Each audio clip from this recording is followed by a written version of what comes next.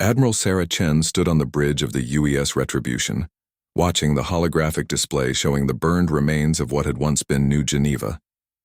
The colony of 3 million souls had been reduced to ash in less than 6 hours. It was the 5th human world to fall this week. "Ma'am," Communications Officer Park reported, his voice tight with barely controlled rage. "We're receiving final transmissions from the Kepler 442 system. The Zephyrian Empire they've glassed the entire planet." Chen's jaw tightened. 5 empires, 5 supposedly superior alien civilizations had decided that humanity's rapid expansion across the galaxy was a threat that needed to be eliminated. The Zephyrian Empire with their crystal ships, the Molten Sovereignty with their plasma weaponry, the Void Collective's shadow fleets, the Crystalline Hegemony's geometric dreadnoughts, and the Neural Dominion's mind-controlled armies. Each had contributed fleets to what they called the final cleansing. "Admiral," came the voice of Captain Torres from the tactical station, "the joint alien armada is moving toward Earth. They'll reach our home system in 48 hours. Chen had served in the Human Defense Force for 30 years. She had fought pirates, quelled rebellions, and defended colonies from raiders. But this was different. This was extinction-level warfare against enemies who viewed humans as nothing more than aggressive bacteria to be sterilized. The aliens had made a crucial miscalculation, however.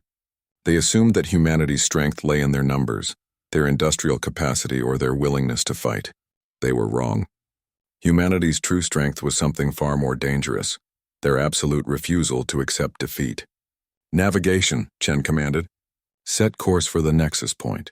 Maximum burn." The Tatur Nexus Point was a gravitational anomaly that served as a natural highway between star systems and the only route the alien armada could take to reach Earth efficiently. If they were going to make their stand, it would be there. "Ma'am," Chief Engineer Rodriguez's voice crackled over the comm, "I've got something you need to see. We've been working on Project Prometheus since the attacks began." Chen had authorized the project 72 hours ago when the scope of the threat became clear. Every human ship, every space station, every orbital platform had been retrofitted with the same modification. It was desperate, insane, and completely against every military doctrine ever written. It was also perfectly human. The Retribution dropped out of hyperspace at the Nexus Point, and Chen felt her breath catch. The alien armada was massive, over 10,000 ships representing the combined might of 5 galactic empires, dreadnoughts the size of cities, carriers bristling with fighter craft, weapons platforms that could crack moons. Against them stood the remnants of the Human Defense Force. 800 ships, many of them damaged, all of them outnumbered more than 12 to 1. "Admiral Chen," came a transmission from the lead alien vessel, translated by their universal communicator. "I am High Commander Zixthera of the Joint Purification Fleet. Surrender now, and your deaths will be swift." Chen activated the fleet-wide communication channel. Every human ship, every human sailor, every human marine could hear her words. "To all ships of the Human Defense Force," she began, her voice carrying the weight of their species' survival. "Today we face an enemy that believes we are weak. They think our compassion makes us soft. Our diplomacy makes us cowardly. Our reluctance to wage total war makes us inferior."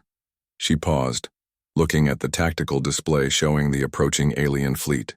"They're about to learn why every predator on Earth learned to fear the human species. They're about to discover what happens when you threaten the survival of a race that climbed from prey to apex predator on a death world." The alien fleet opened fire first, as Chen had known they would. Plasma beams, crystalline shards, void missiles, and neural disruptors tore through space. Several human ships were destroyed in the opening salvo. Chen waited. Patience was as much a human virtue as fury.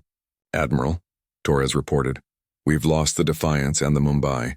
Enemy fleet is entering optimal range." "Now," Chen said quietly, "execute Project Prometheus." Across the human fleet, the same modification activated simultaneously. Every ship, from the massive dreadnought Retribution to the smallest frigate, had been fitted with a device that would have been considered a war crime in any civilized galaxy. Humanity had weaponized their own sun. Each ship carried a miniaturized stellar core, barely contained by magnetic fields and quantum locks. When those containments failed, as they were designed to do, each vessel became a temporary star, releasing the energy equivalent of a supernova in a focused burst. The aliens had never encountered an enemy willing to sacrifice everything for victory. In their hierarchical societies, self-preservation always took precedence over tactical advantage. They had never fought humans. The first wave of human ships detonated in perfect sequence, creating a chain reaction of stellar fire that swept through the alien formation like the wrath of an angry god. Ships that had withstood the heat of gas giants simply vaporized. Shields that could deflect asteroid impacts failed instantly. "Second wave, execute," Chen commanded, even as her own ship shuddered under alien fire. More human vessels became stars, each one taking dozens of alien ships with them. The tactical display showed the alien formation dissolving into chaos as their perfect battle lines became cosmic graveyards. High Commander Zixathara's final transmission was a mixture of disbelief and terror. "What are you?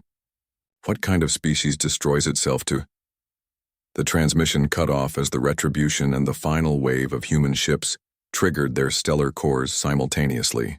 The explosion was visible from 3 star systems away, a new constellation born from human defiance. In the aftermath, as rescue ships from Earth arrived at the nexus point, they found the debris field of 10,000 alien vessels and transmitted the battle recordings to every corner of the galaxy. The message was simple. Humanity would not be caged, conquered, or eliminated. Attack their worlds and they would turn their own bodies into weapons, threaten their species, and they would burn the galaxy down around their enemies. The 5 empires never recovered from the loss of their combined fleets. Their civilizations, built on the assumption that rationality would always prevent mutually assured destruction, couldn't comprehend an enemy that would choose extinction over subjugation. But then again, they had never understood humans at all.